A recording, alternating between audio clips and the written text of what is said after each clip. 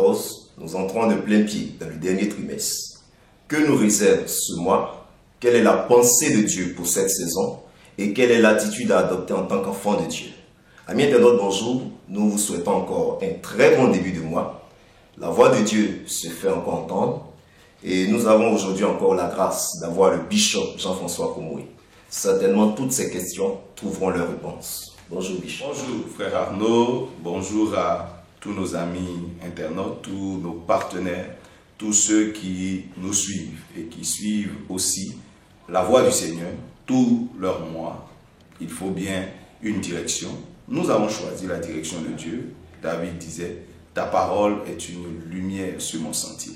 Nous croyons que l'Esprit du Seigneur, par la prophétie que Dieu nous accorde, nous conduit durant nos saisons. Et ce 10e mois de l'année sera pour nous un mois certainement de bénédiction.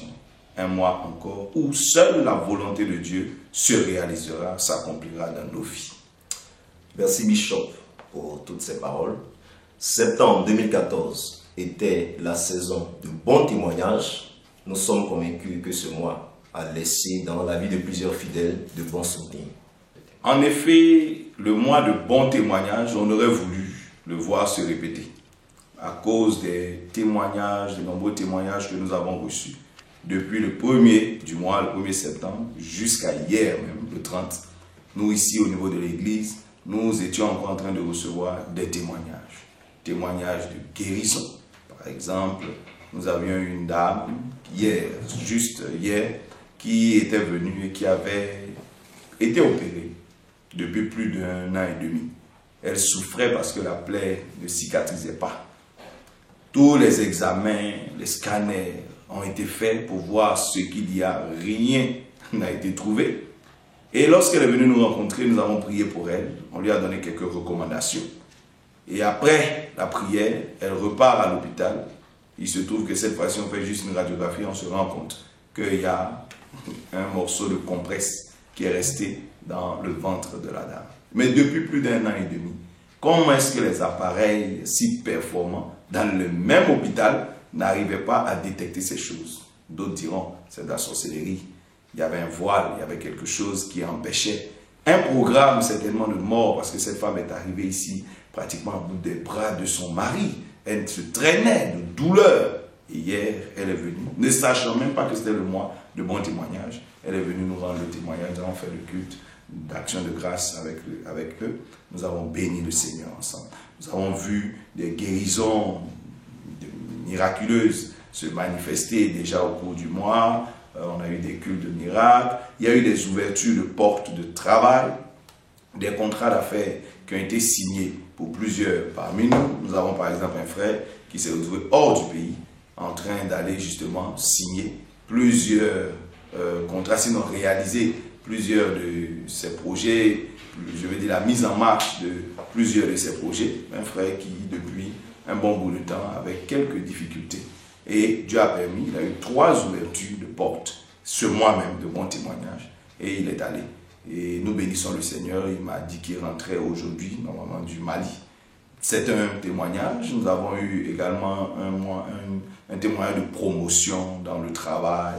Nous avons eu également une réconciliation au niveau d'une maison. Il y avait un foyer qui carrément tremblait, mais par la grâce de Dieu, il y a eu réconciliation. Le monsieur avait peur d'avouer à sa femme un certain nombre d'engagements qu'il avait pris à gauche, à droite. Et donc ça rendait difficile le fonctionnement de la maison. Mais par la grâce de Dieu, nous avons prié, puis la sagesse de Dieu l'a conduit. Il a parlé à son épouse et à sa grande surprise, il n'y a eu aucun problème. Bien au contraire, il a eu la complicité de son épouse qui s'est engagée à l'aider à régler calmer ces différentes pressions financières. Nous bénissons Dieu pour tous ces témoignages. Nous rendons grâce au Seigneur. Nous disons à tous ceux qui sont déjà engagés sur un chemin de témoin, persévérer. Dès l'instant où la parole est sortie, la parole de Dieu est sortie, il faut savoir que la main de Dieu s'engage automatiquement à l'accomplissement. Il y a un temps il y a le temps de la prophétie et il y a le temps de l'accomplissement de la prophétie. Votre temps arrive. La parole, le mois de bon témoignage est une ouverture. qu'il faut comprendre, une ouverture déjà sur les témoignages. Donc même si vous n'avez pas vu l'accomplissement de votre témoignage durant le mois de septembre, sachez que la porte est ouverte. Persévérez, continuons dans la prière, nous verrons la gloire de Dieu. N'oubliez pas la recommandation de l'ancien mois que nous reconduisons d'ailleurs cette saison-ci, c'est ne parlez pas mal de quelqu'un. Donnez de bons témoignages. Sortez votre personne, votre bouche, vos paroles, de tout ce qui est mauvais témoin. Ne vous associez pas à ces choses-là. Parlez en bien, parlez bien de quelqu'un. Sortez de bons témoignages de vos lèvres et Dieu également bénira votre vie de la même manière. Nous bénissons le Seigneur pour tous ces témoignages et nous lui donnons toute la gloire. L'homme de Dieu le disait tout à l'heure, chaque fois que la parole de Dieu sort, sa main l'accompagne. Alors, homme de Dieu, sans plus tarder, que dit le Seigneur? Pour ce mois d'octobre, ce 10e mois de l'année, nous déclarons la parole prophétique en ces termes. Saison de pression et de victoire prophétique. Vous pouvez garder le dernier mot, saison de victoire prophétique. La pression, ce sera l'attitude à avoir, ce sera ce qu'il faudra faire. Mais la bénédiction du mois, c'est une saison de victoire prophétique. Et nous nous appuierons sur la parole que Dieu nous a donnée dans le livre de Zacharie, le chapitre 4, du verset 5 au verset 7. Vous verrez précisément au verset 6 que Dieu dit, « Voici comment les choses doivent arriver. Ce n'est ni par la force, ni par la puissance, mais par mon esprit, dit le Seigneur. Cette montagne se déplacera. Ce projet se réalisera parce que Dieu engage son esprit. Là où la force a échoué, là où la puissance ne pouvait pas, l'Esprit de Dieu peut. » Il y a des gens qui diront, mais l'Esprit de Dieu, c'est un esprit puissant. Oui, mais l'Esprit de Dieu n'a pas que la dimension de puissance. Il a la dimension de sagesse, d'intelligence, il a la dimension de force, il a la dimension de bénédiction. L'Esprit de Dieu est capable, par exemple, d'être le maître des temps et des circonstances, de créer des opportunités. Donc là où la force, là où la puissance n'ont pas réussi, Dieu dit son esprit réussira. Et nous y arriverons par l'Esprit du Seigneur. Donc c'est une saison spirituelle, une saison de pression prophétique, une saison de victoire au niveau prophétique. Vous voyez, dans la parole de Dieu, Abraham avait reçu une parole.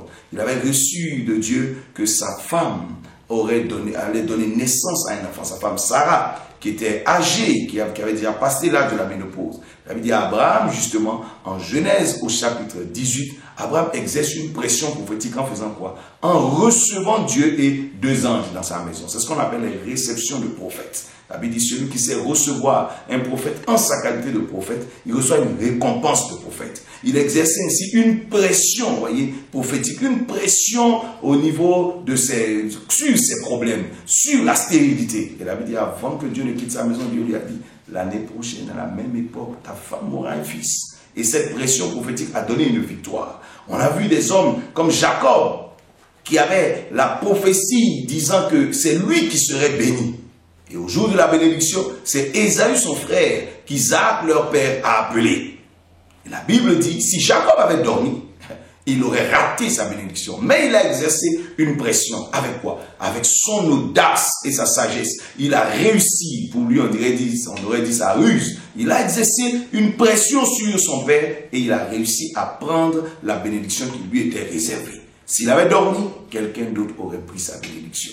On a vu des hommes comme Moïse se lever, parce que c'était l'heure également de l'accomplissement de la prophétie. Dieu avait dit à Abraham, 400 années d'esclavage, après cela, je descendrai, je jugerai la nation égyptienne, et ensuite je délivrerai mon peuple avec de grandes richesses. Je les conduirai vers la terre où coule le lait et le miel.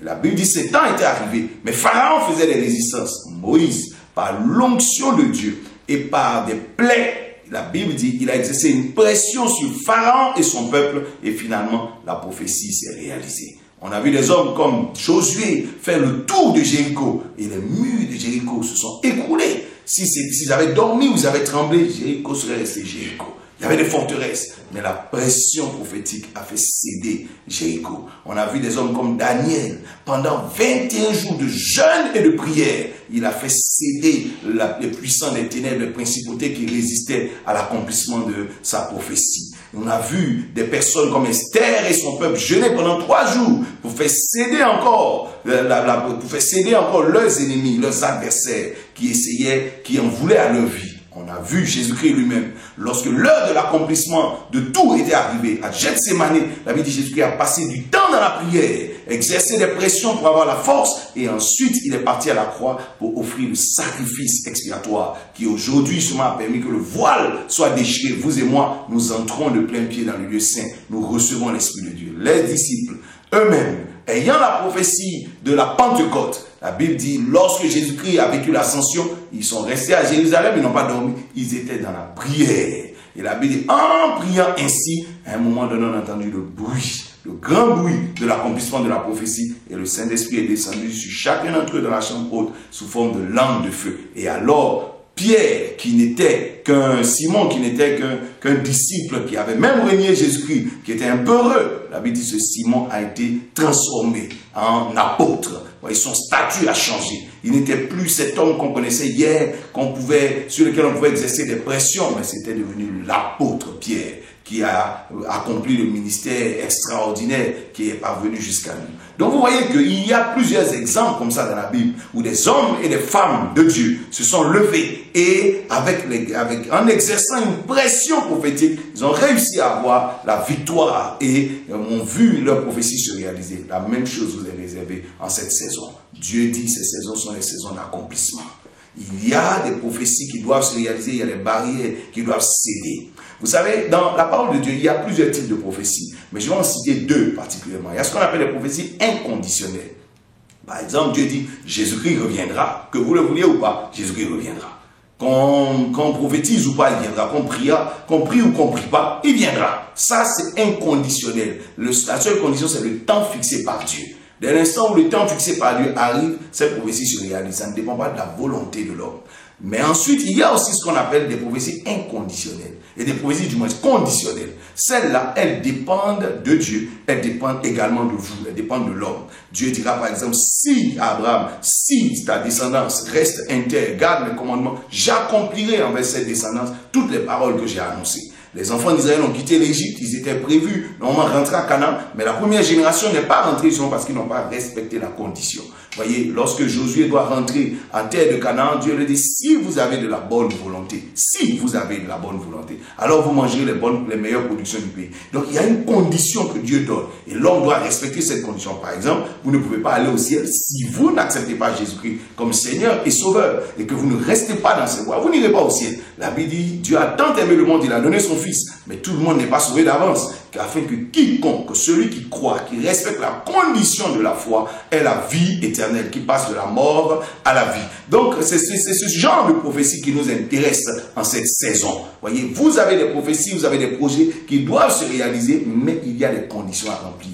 Et quelquefois, dans les conditions, quel que soit ce que vous avez fait, même quand vous êtes une bonne personne, il faut une pression pour que la chose arrive. Il faut une pression au niveau spirituel pour que la chose arrive. Rappelez-vous que, par exemple, Élie avait sorti une malédiction qui avait établi la sécheresse pendant plus de 3 ans sur sa nation. Le même Élie a été responsabilisé sur le retour de la pluie. Mais il a dû prier et prier 7 fois avant de voir cette prophétie que Dieu avait donnée se réaliser. Donc il a dû exercer une certaine pression. Élie n'était pas un pécheur. La preuve, c'est un grand prophète. C'est lui-même qui a établi la malédiction, mais lui-même sa propre malédiction, pour l'annuler, il a fallu 7 grandes prières. Imaginez-vous, quand ce n'est pas vous qui êtes responsable de la malédiction et qu'il faut prier. Mais la pression a réussi à faire céder la barrière. Vous aussi, en cette saison, je déclare que vos barrières céderont au nom de Jésus.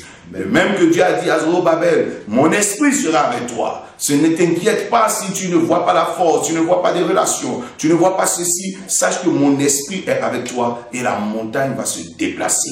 La maison sera rebâtie devant tout le monde. Il se peut directement que Zorobabel se lève et qu'il fasse confiance à Dieu. Et cette pression allait apporter une grande victoire. Vous aussi, vous aurez de grandes victoires en cette saison. Ne dormez pas. Prenez l'exemple, par exemple, de Jacob. La bénédiction était pour lui. Vous avez certainement une bénédiction qui est pour vous, une opportunité qui est pour vous. Mais Dieu n'a pas fait entendre la chose dans le naturel directement vers Jacob. Quand Isaac se lève, il appelle Ésaü. Et il dit à Ésaü, voici, va me chercher un animal, prépare-le comme j'aime et mon âme te bénira. Jacob aurait pu dire, mais on m'a dit que c'est ma bénédiction. Pourquoi est-ce que c'est Ésaü qu'on appelle? Dieu parle tantôt d'une manière, tantôt d'une autre. Il a utilisé cette forme pour que Jacob entende que c'est le jour de sa bénédiction. Mais la bénédiction n'avait pas été prononcée avec son nom. Mais la Bible dit, il s'est levé avec audace et il a réussi à saisir ce qu'on est en train de détourner. Vous avez des bénédictions qui sont à vous, mais qui ont pris la route d'un détournement, qui ont pris une forme d'une autre direction. Quand vous reconnaissez que ça c'est votre bénédiction, il faut vous lever. Ne restez pas à dormir. La grâce de Dieu sera avec vous pour pouvoir récupérer votre part. C'est une pression à faire. Si vous êtes comme la femme qui avait la perte de sang, vous voyez le miracle passer, l'opportunité du miracle passer. Ne dormez pas pour dire non, j'attends que Dieu lui-même vienne vers moi, etc. Non, non, non, elle s'est levée, elle a exercé une sorte de pression, elle a vu son miracle arriver. Il y a plusieurs formes. Dieu dit celui qui demande reçoit, mais quelquefois il dit celui qui cherche trouve. Ça veut dire que là on ne te donne pas. Il faut que tu ailles chercher toi-même. Et des fois il dit également celui qui frappe on ouvre. La personne n'est prête à ouvrir. Il faut toi-même aller frapper, insister et voir la chose se réaliser. Dieu compte sur les hommes et les femmes qui sont debout pour pouvoir récupérer les bénédictions qui ont été libérées dans l'atmosphère spirituelle par les prophéties qui ont été annoncées. Vous aurez votre portion. L'onction dont vous avez besoin, puisqu'il est question de l'esprit. L'onction dont vous avez besoin aura 3 rôles dans votre vie. 1, de vous protéger. Parce que sachez que dans toute bataille, la première chose que Dieu garantit, c'est notre sécurité. Il dit tout le temps, voici, je serai avec toi pour te délivrer. Ils te feront la guerre, ils ne te vaincront pas, parce que je serai avec toi pour te délivrer, je te garderai. Donc la l'onction de cette saison vous gardera. Quand Dieu veut vous garder, il faut que vous en soyez conscient. Il faut être prudent, il faut être simple, il faut avoir du discernement. Parce que l'ennemi également mettra en place ses pièges, ses tentations, ses ruses. Il ne faut pas céder à toutes ces choses. Si vous cédez déjà à des petites pressions qui sont faites sur votre cœur, par des tentations, par des petites ruses, à ce moment donné, vous avez déjà perdu la bataille. Il faut résister au diable sur le terrain de la tentation, faire céder déjà Satan à ce niveau-là, et ensuite maintenant avoir la victoire sur le terrain du combat spirituel, sur le terrain de la prière. Ensuite, cette onction vous donnera ce qu'on appelle de l'autorité spirituelle. Dans un combat spirituel, dans une lutte spirituelle, il faut avoir de l'autorité. Dieu a élevé Moïse, par exemple, au-dessus de Pharaon. Il a dit, je te fais Dieu sur Pharaon. Voyez, donc du coup, Moïse est établi sur Pharaon. Ce qu'il déclare arrive. Dieu vous élève. La Bible garantit que ce que vous lirez sur cette terre sera lié dans les cieux. Ce que vous délirez sur cette terre sera délié dans les cieux. Dieu vous donne autorité sur les serpents, les scorpions et sur toute la puissance de l'ennemi. Donc l'onction de cette saison est là pour vous élever au-dessus des montagnes que vous rencontrez. Vous avez l'autorité qu'il faut sur ces montagnes. Vous parlez, gardez votre foi, la montagne se déplacera. Parce que l'Éternel veut construire quelque chose avec vous. Et ensuite, cette onction sera une onction de sagesse.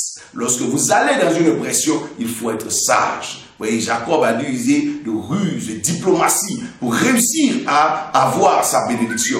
Des fois, les circonstances qui se présenteront ne seront pas toujours favorables, mais l'Éternel sera avec vous afin que vous puissiez avoir la victoire. Que Dieu vous bénisse, qu'il vous fortifie. Recevez cette onction à 3 dimensions au nom de Jésus-Christ de Nazareth.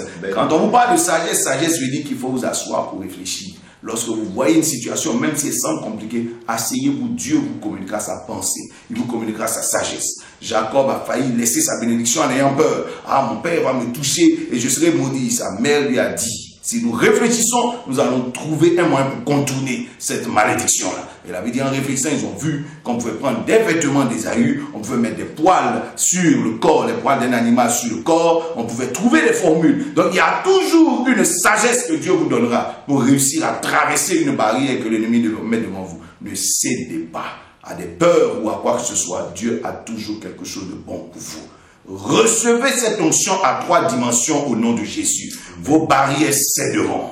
Vos barrières qui résistent céderont au nom de Jésus. Des voies s'ouvriront devant vous. Une opportunité sera saisie au nom de Jésus de Nazareth. Cette prophétie va se réaliser. Cette prophétie va s'accomplir, dit Dieu à Zorobabel. De même, il te dit que cette parole que Dieu a sortie est certaine. Elle se réalisera. Elle attend que tu te manifestes. Elle attend que tu te lèves et tu verras la gloire de Dieu. Donc, la volonté de Dieu, votre bonne volonté, la puissance de Dieu vous aideront à voir la prophétie se réaliser. J'ai dit ces choses pour que vous sachiez, chacun d'entre nous retienne que dans l'accomplissement d'une prophétie conditionnelle, il y a ces 3 éléments qui rentrent en ligne de compte. L'aspect volonté, volonté de Dieu, votre bonne volonté à vous, votre détermination, et ensuite l'aspect puissance. Dans la puissance, c'est vous deux, vous et Dieu qui travaillez. Dieu met à votre disposition son esprit qui est capable de tout. Mais comment est-ce que vous pouvez bénéficier de la puissance du Saint-Esprit? Par l'expression de votre foi. Si vous n'avez pas la foi, vous aurez l'impression qu'il n'y a rien autour de vous. Mais dès l'instant où vous levez dans la foi, vous allez voir la puissance du Saint-Esprit travailler avec vous. David dit, si tu parles à une montagne et que tu crois dans ton cœur que cette montagne se déplace, elle se déplacera devant toi. Mais il faut d'abord que toi tu exprimes ta foi. Cette foi sera exprimée comment? Durant ce mois, par les différents moyens que Dieu nous a donnés. La prière, par exemple, est une expression de foi. La prière fervente du juste a une grande efficacité. Le juste vit par sa foi. Donc la prière de foi donne des résultats. Nous aurons par exemple des temps de jeûne comme au temps de Daniel. Daniel a fait céder, voyez, le monde spirituel par quoi? Les principautés, les dominations par la puissance du jeûne. On a vu Esther emprunter la même voie. Elle a fait un jeûne de 3 jours, elle a vu la gloire de Dieu. La Bible a dit, cette sorte d'esprit se chasse par le jeûne et la prière. Donc il y a des pressions que le jeûne permet d'exercer sur ces choses. Nous avons faire quoi? Des semences et des offrandes de foi. On a vu des sacrifices, par exemple, qui ont permis de déclencher de grandes bénédictions. Dans la parole de Dieu, Abraham, par exemple, est allé jusque sur la montagne, offrir un holocauste à Dieu. Son fils même un holocauste à Dieu. Et la Bible dit, il y a eu quoi? Un résultat. On a vu Moïse et son peuple terminer la pression par le sacrifice de la Pâque. On a vu Jésus lui-même, lorsqu'il est mort à la croix, il a dit, tout est accompli et le voile a cédé. La Bible dit, le voile s'est déchiré lorsque le sacrifice expiatoire a été offert. Donc vous pouvez, vous aussi, faire céder quelque chose par la puissance de vos vœux, la puissance de vos dons, la puissance de vos sacrifices. On aura par exemple des déclarations prophétiques, des réceptions prophétiques. On a vu dans la parole de Dieu des femmes qui ont réussi à faire qu'on a vu une femme comme Anne qui est allée dans la présence de Dieu. Non seulement elle a prié, mais la Bible dit Élie, l'homme de Dieu. Élie le sacrificateur a fait une déclaration prophétique. Il a dit, l'année qui arrive, tu porteras un enfant dans ta main. Donc la réception de prophète, vous avez votre pasteur, vous avez un homme de Dieu, vous reconnaissez l'onction sur sa vie, attirez-le vers votre maison, attirez-le vers votre sujet, partagez avec lui quelque chose, peut-être bénissez-le même s'il faut, et ensuite il sortira une parole. Cette parole, avec l'autorité de Dieu, permettra de briser le voile, déchirer le voile, permettra de déplacer les montagnes, et alors vous pourrez passer votre voie. Dieu a dit à Moïse, par exemple, tends ton bâton sur l'eau, et la mer se divisera, et ensuite le peuple pourra avancer. Donc il faut utiliser toutes ces voies qui nous ont été données par la parole de Dieu pour exercer des pressions afin de déclencher la puissance du Saint-Esprit dans votre histoire. Je compte sur vous, Dieu compte sur vous. Ces prophéties ne resteront pas en l'air, elles se réaliseront au nom de Jésus de Nazareth. Amen. Octobre 2014, saison de pression prophétique. Mais Bishop, pour terminer, avons-nous quelques recommandations pour ce mois? En effet, ce mois-ci est un mois de prière. Un mois de prière. Il faudra beaucoup prier chaque jour. Priez sans cesse. Rappelez-vous de la prière de Gethsémani de Jésus-Christ. Rappelez-vous de Daniel qui a prié pendant 21 jours de suite. 21 jours, c'est pratiquement un mois. Rappelez-vous de Moïse qui a fait un jeûne de 40 jours, donc prié pendant 40 jours. Jésus-Christ a fait également ce jeûne de prière pendant 40 jours pour faire céder les puissants itinéraires. Le diable était venu avec toutes sortes de pressions, toutes sortes de tentations, mais à la fin, la Bible dit que le diable s'est éloigné. Et les anges sont venus servir Jésus-Christ. Et le ministère de Jésus-Christ a décollé. Voyez. Donc vous aussi, faites de ce mois un mois de prière. Dès le premier de ce mois, chaque nuit, priez au moins 1 heure de temps pour les sujets que vous voulez voir ça se débloquer. Pour les prophéties que vous voulez voir s'accomplir devant vous. Il faut prier et emmener ces choses à l'existence. La prière du lundi favorisera le miracle de mardi. La prière du mardi favorisera la bénédiction de mercredi. Ne croyez pas, n'attendez pas de prier pour lundi pour attendre le miracle de jeudi. Non, il faut prier chaque jour. Jésus a prié la nuit, la veille de sa mort. Il a prié dans la nuit de Gethsémani. Vous savez qu'il avait fait beaucoup de prières avant Gethsémani. Mais il savait le lendemain qu'il y avait quelque chose à faire. Il est rentré dans la prière de l'heure. Et la Bible dit à la fin, c'est lui qui a prié, tout est accompli et il a vu la gloire de Dieu. Il ne faut pas que vos bénédictions restent en l'air. Il faut que l'accomplissement soit chez vous. Que le diable n'accomplisse pas ses pensées, mais que ce soit au contraire vous qui voyez la gloire de Dieu. Donc, c'est un mois de prière. Chaque jour, il faut prier. C'est un mois de foi. Si l'Esprit de Dieu vous convainc de poser un acte prophétique, il faut poser cet acte prophétique. Vous convainc dans une direction. Ça veut dire la femme a vu Jésus-Christ passer. La femme qui avait la perte de sang. Elle a eu une conviction dans son cœur. Si je touche son vêtement, je serai guéri. Elle a marché selon sa conviction et elle a vu la gloire de Dieu. Daniel a lu les livres et il a une conviction de rentrer dans la prière. Il n'a pas eu de révélation d'abord. Il lisait simplement, il a vu quelque chose et il est rentré dans la prière. Et ensuite, l'ange est venu s'associer à lui.